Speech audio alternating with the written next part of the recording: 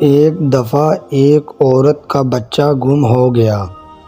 وہ اسے قافلے میں ڈھونڈتی پھرتی تھی اور ایک ایک آدمی سے بچے کے بارے میں پوچھتی۔ بالآخر اس کا کھویا ہوا جگر گوشہ مل گیا۔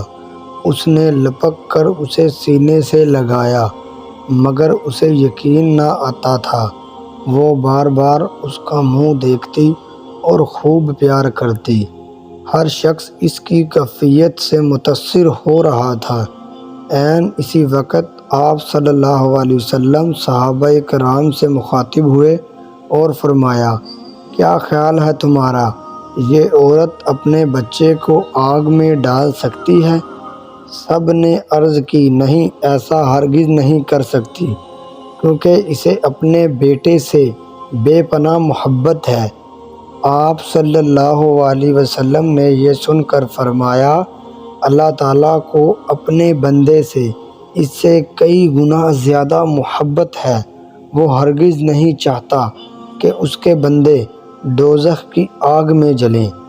طویل سے طویل تقریر بھی محبت الہی کے بارے میں وہ اثر پیدا نہیں کر سکتی تھی جو آپ صلی اللہ علیہ وسلم کے اس فقرے نے اس نفسیاتی ماحول میں پیدا کیا۔